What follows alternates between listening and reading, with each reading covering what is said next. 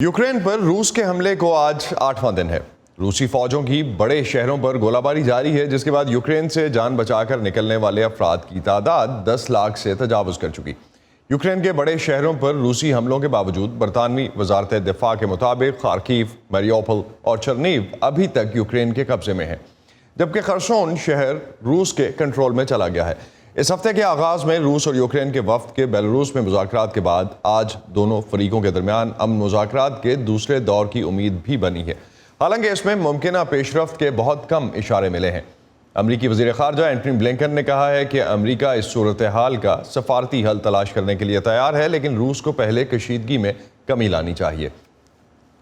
कल अक़वाम मुत्तहिदा की general assembly के गैर मामूली हंगामी इजलास में 141 रुकन ममालिक के वोट से रूस के खिलाफ करारदाद मंजूर की गई, जिसका मकसद रूस को वाज़ेह पैगाम देना और दुनिया भर में तनहा करके उसे यूक्रेन में अपनी जारहियत बंद करने पर मजबूर करना है। लेकिन दुनिया के 35 ममालिक ने इस करारदाद पर वोट नहीं डाला और रूस समेत 5 ममालिक ने करारदाद की मुखालफत की। इस इजलास में पाकिस्तान के अक़वाम मुत्तहिदा में मुस्तकिल मंदूब मुनीर अकरम ने पाकिस्तान का मौक़िफ़ दुनिया के सामने रखा। एम्बेसडर अकरम ने न्यूयॉर्क में वॉइस ऑफ अमेरिका के अंशुमन आपटे से जनरल असम्बली इजलास के बाद बात की। अंशुमन आपटे इस वक्त न्यूयॉर्क से हमें ज्वाइन कर रहे हैं। अंशुमन, एम्बेसडर मुनीर अकरम का क्या कहना था? पाकिस्तान ने एब्सटेन क्यों किया और अमेरिका पाकिस्तान ताल्लुकात पर इसका असर क्या पड़ सकता है? असर जैसा आपने जिक्र किया, मैंने कल permanent representative to the United Nations ambassador Munir Akram के साथ बात की।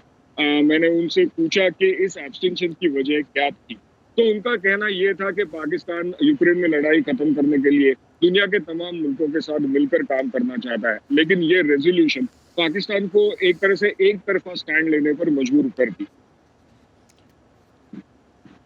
इसमें बहुत 3 मरतबा तो उन्होंने रूस को कंडेम किया। फिर उसमें जो दूसरी कहानी है, जो मिन्स्क एग्रीमेंट्स की इम्प्लीमेंटेशन की कहानी है, जो रूस की कंसर्न्स हैं नेटो की एक्सपेंशन के बारे में, उसका कोई जिक्र नहीं था।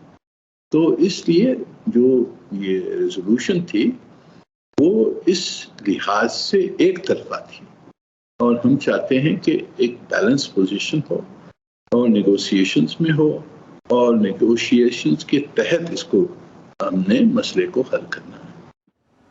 अंशुमन, रूसी अफवाज की तरफ से यूक्रेन में शहरी हलाकतों पर पाकिस्तान का मौक़िफ़ क्या है? इस हवाले से आपकी एम्बेसडर से बात हुई? असद, जी हाँ, मैंने उनसे सवाल किया कि यूएन ने जो फिगर्स जारी किए हैं उनके मुताबिक 227 सिविलियन डेथ्स हुई हैं। मैंने उनसे पूछा कि क्या पाकिस्तान इन सिविलियन डेथ्स को कंडेम करता है, तो उन्होंने कहा कि ये सिविलियन डेथ्स चाहे वो यूक्रेन में हो, चाहे कश्मीर में हो, चाहे अफगानिस्तान या इराक में हो, पाकिस्तान का स्टैंड हमेशा उनके खिलाफ रहा है। मैंने दोबारा उनसे पूछा कि क्या इसका मतलब पाकिस्तान इन डेथ्स को कंडेम करेगा। उनका जवाब ये था, अगर सिविलियन डेथ्स हकीकत में हो रही हैं, कौन कर रहा है? रूसी जो हैं वो कह रहे हैं कि जी सिविलियंस को वो बाहर नहीं निकलने दे रहे हैं। यूक्रेनियन अथॉरिटीज कह रही हैं कि जी सिविलियंस को वहाँ से शहरों से बाहर नहीं निकले, तो वो फंस गए वहाँ। ये तो रूसी कहते हैं। अब हकीकत क्या है वो पता नहीं पड़ता है, क्योंकि फेक न्यूज़ इतनी फिर रही है कि अभी तक हमें कोई इत्तला पूरी यकीन कि किस पर करें ये भी मुश्किल है। इसमें बहुत प्रोपेगेंडा चल रहा है और किस्म किस्म की फेक न्यूज़ चल रही हैं।